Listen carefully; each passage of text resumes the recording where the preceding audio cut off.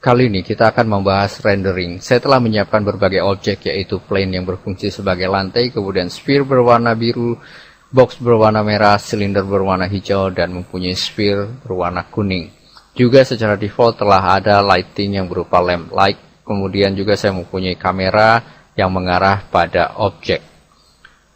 Jika saya menekan F12, maka saya akan mendapatkan preview quick rendering, di mana di sini kita melihat proses dari rendering tersebut secara perlahan-lahan. Kemampuan rendering tersebut sangat tergantung pada kemampuan hardware masing-masing komputer. Di sini saya terlihat agak lambat karena secara bersamaan pula saya merekam kegiatan dari proses ini untuk tutorial. Kita lihat di sini secara singkat bahwa hasil rendering dari Blender adalah cukup baik, di mana rendering tersebut dapat mencakup pencahayaan, shadow, dan sebagainya.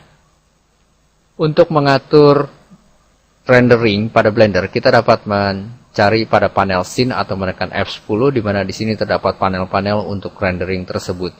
Yang pertama akan saya bahas adalah pada panel render. Di sini saya akan mengganti previewnya menjadi 50% agar prosesnya menjadi lebih cepat. Kemudian juga kita akan mendapatkan pada shadow di sini secara default ray shadow-nya adalah aktif. Jika saya menonaktifkan dan menekan F12, maka kita mendapatkan quick review yang secara cepat karena Blender tidak merender untuk shadow. Kemudian pada panel format di sini kita lihat secara default size-nya adalah X800 dan Y600. Kita dapat mengganti size-nya tersebut. Kemudian juga format output-nya di sini adalah JPEG secara default. Kita dapat mengganti menjadi BMP, PNG, Targa, QuickTime AVI dan sebagainya. Kemudian secara default adalah quality 90. Kita dapat mengurangi ataupun menambahkan quality tersebut. Termasuk pula pada frame per second untuk animasinya adalah 25 sebagai standar, kita dapat menggantinya pula. Di sini kita melihat output untuk warnanya adalah RGB, kita dapat mengganti menjadi black and white atau RGBA yang mempunyai alpha channel. Kemudian pada panel output, di sini kita dapat menentukan di mana hasil output hasil rendering saya. Di sini saya menerapkan pada drive D mempunyai folder capture, subfolder video capture, dan subfolder Blender. Anda dapat menentukan di mana output untuk rendering tersebut. Kemudian juga di sini pada kotak di sini kita dapat melihat jendela preview berada pada mana. Saya memindahkan pada kiri atas. Jika saya menekan F12, maka saya akan mendapatkan jendela preview pada kiri atas. Saya mengganti pada kanan atas. Kemudian kita lihat pada panel render ini, Blender mempunyai rendering internal dan juga Blender mempunyai rendering eksternal. Di sini ada YaFrame telah disiapkan oleh Blender. Namun untuk menggunakan YaFrame kita harus menginstall YaFrame secara terpisah. Kita dapat mendownload YaFrame tersebut pada website resminya, yaitu www.yaframe.org atau www.yaframe.org. Pada website ini kita dapat melihat pada download section, di mana di sini kita bisa menemukan versi terakhir dari YaFrame untuk masing-masing OS. Jika kita telah mendownload YaFrame tersebut dan menginstall, ada baiknya juga kita mendownload model repository yang ada di sini untuk mentes YaFrame kita. Setelah download dan install pada YaFrame, maka YaFrame tersebut dapat kita gunakan pada Blender. Terlebih dahulu kita dapat menentukan file path untuk output di mana hasil rendering tersebut. Saya menggunakan output yang sama, yaitu pada drive D, folder capture, subfolder video capture, dan subfolder Blender. Kita dapat menentukan sendiri di mana file path untuk output tersebut. Setelah kita menentukan file path, maka kita lihat pada render panel. Di sini kita memilih YaFrame, kemudian kita lihat pada panel YaFrame di sini secara otomatis XML di sini adalah aktif. Maksudnya adalah jika saya menekan F12 di sini, maka saya mendapatkan hasil renderingnya tidak terlihat proses. Kemudian kita lihat juga di sini adalah hasil rendering dari YaFrame terlihat lebih gelap, namun terlihat lebih realistik. Kita tidak membandingkan bagaimana kelebihan dan kekurangan dari YaFrame dibandingkan internal Blender, tetapi kita akan mencoba menggunakan YaFrame tersebut. XML di sini jika saya nonaktifkan, maka jika saya menekan F12 di sini kita dapat melihat proses rendering seperti pada internal Blender. Dan juga ketika XML ini tidak diaktifkan, maksudnya adalah ketika kita membuat rendering, Blender tidak membuat XML report yang dapat kita edit secara manual pada text editor. Kita dapat mengaktifkan atau menonaktifkan XML editor tersebut sesuai dengan kebutuhan. Kemudian secara default pula kita lihat di sini auto anti-aliasnya adalah aktif. Kita dapat mengatur sendiri, men-set seberapa besar untuk auto alias. Tapi saya sarankan Anda tetap menggunakan auto anti-alias. Kemudian di sini ada ray depth dan prosesor. Kita dapat mengganti berapa ray depth-nya. Semakin besar maka semakin baik, tetapi akan membutuhkan memori yang lebih besar. Kemudian berikutnya adalah kita akan mencoba untuk men-setting depth of field dari kamera. Saya mengganti view saya pada front view dengan menekan 1 pada numpad. Di sini terlihat bahwa saya telah memilih kamera. Saya memilih shading panel di sini, di mana pada shading panel tersebut kita lihat di sini environment-nya adalah berwarna biru. Kita dapat mengganti environment tersebut. Misalkan saya mengganti environment-nya menjadi berwarna abu-abu. Kemudian pada object editing, di sini kita lihat pada panel kamera kita dapat mengatur lensnya. Lensa dapat kita atur secara standar adalah 35. Kemudian yang ingin saya sampaikan dan penting di sini adalah cek tanda limit di sini, maka saya akan mendapatkan sebuah garis yang menentukan arah dari kamera tersebut. Dan ini menentukan pula limit dari kamera tersebut. Kemudian di sini ada yang disebut dengan DOF dist, maksudnya adalah di sini adalah depth of field distance.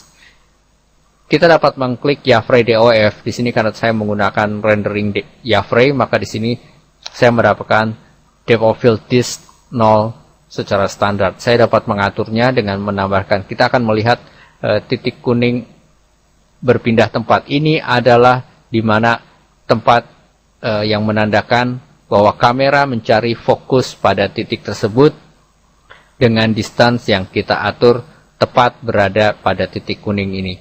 Yang di luar dari jangkauan kuning, titik kuning ini akan mempunyai efek menjadi tidak sharp atau tidak fokus sesuai dengan nilai aperture yang kita berikan. Di sini saya menambahkan nilai aperture-nya, saya coba naikkan menjadi misalkan mungkin saya klik saja, saya nilai 2 seperti itu. Jika saya menekan F12 maka kita lihat di sini secara perlahan Yafrey akan membuat rendering di mana kita akan melihat di sini bahwa objek yang di luar dari titik kuning ini terlihat blur atau tidak sharp, dan di sini saya menggunakan quality yang rendah sehingga terlihat sangat-sangat blur pada bagian luar dari fokus tersebut. Saya ganti aperture-nya di sini menjadi misalkan 0,25 seperti itu. Kita tes sekarang F12.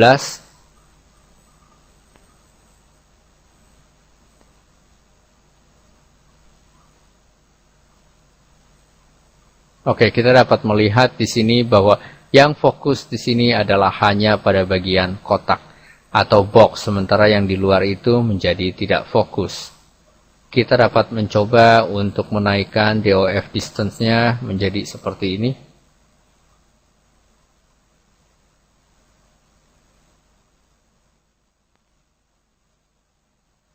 Kemudian pada aperture saya gunakan 0,5 F12.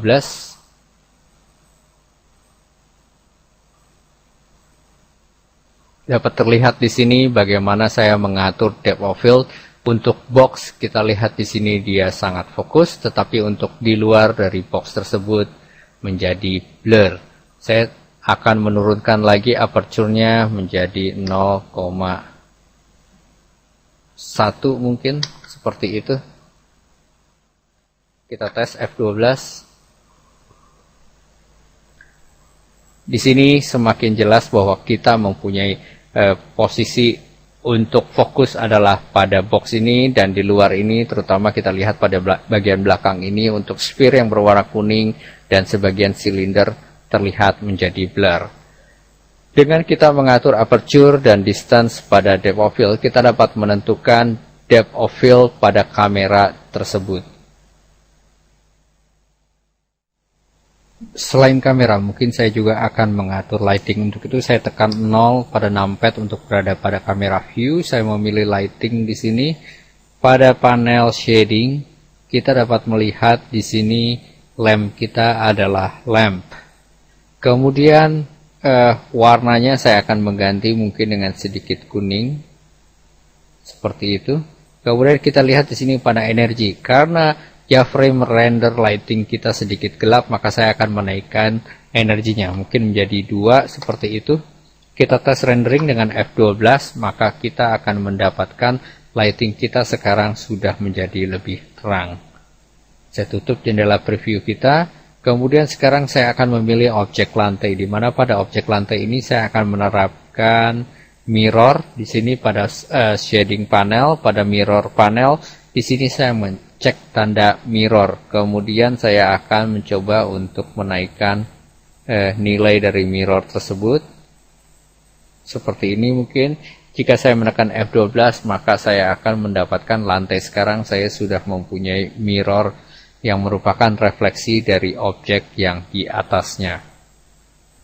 Kemudian selain itu saya akan memilih sekarang sphere saya yang berwarna biru ini. Saya akan mengklik mirror, di mana di sini saya akan menaikkan sedikit nilai dari mirrornya. Juga di sini saya akan menggunakan color glass untuk material presetnya, di mana di sini saya akan mengatur nilai untuk seberapa besar transparansi dan mirrornya. Saya coba naikkan alfanya supaya tidak terlalu transparan seperti ini. Kita tes preview pada F12. Kita mendapatkan sekarang objek sphere saya sudah mempunyai nilai transparan sedikit dan mempunyai nilai mirror. Saya juga akan memberlakukan yang sama pada objek sphere saya yang berwarna kuning ini. Saya mencek tanda mirror dan juga mencek tanda ray transparan. Di sini saya memilih color glass juga. Kemudian saya akan menaikkan sedikit nilai alfanya dan mencoba mengatur nilai mirrornya seperti ini. Kita tes sekarang F12.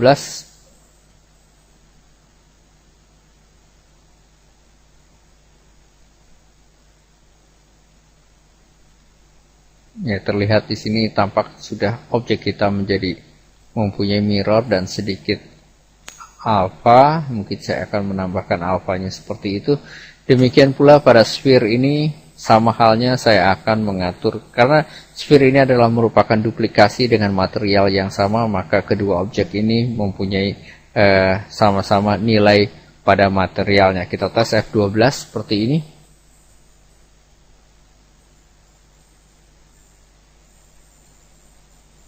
Oke, di sini tampak bahwa objek dan lighting kita sudah cukup baik. Namun kita lihat pada bagian tepi ini terlihat sangat kasar. Untuk itu saya akan kembali kepada panel scene, di mana pada panel scene di sini saya, maksud saya adalah pada jendela kamera, yaitu menekan 1, kemudian saya akan memilih kamera ini, dan pada objek di sini kita lihat pada Yafray Dove, yaitu depth of field, saya akan mengatur aperture-nya, mungkin akan saya kurangi nilainya menjadi 0,02 mungkin seperti itu. Jika saya menekan F12, maka kita akan melihat di sini hasil rendering kita menjadi jauh lebih baik dengan nilai blur untuk aperture-nya yang menjadi lebih kecil. Kita lihat di sini pada bagian tepi ini kelihatan sudah menjadi lebih baik, dan kita mendapatkan objek dengan hasil lighting yang cukup baik pula. Memang untuk mendapatkan rendering lighting kita memerlukan setting yang cukup banyak. Kita dapat menentukan depth of field, juga kita dapat menentukan hal yang lain seperti kita bisa membuat global illumination dan sebagainya. Tetapi untuk mendapatkan hasil yang maksimal, kita memerlukan latihan yang cukup banyak. Untuk itu, lighting akan dibahas banyak pada tutorial yang lebih advance, yaitu Blender in Action.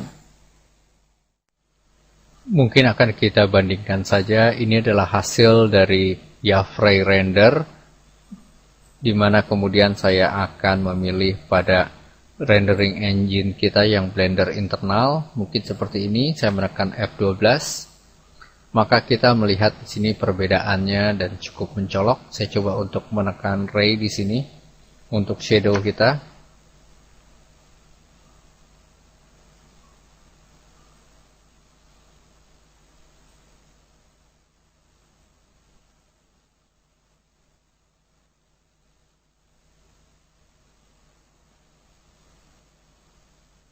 Ya, mungkin memerlukan waktu agak sedikit lama.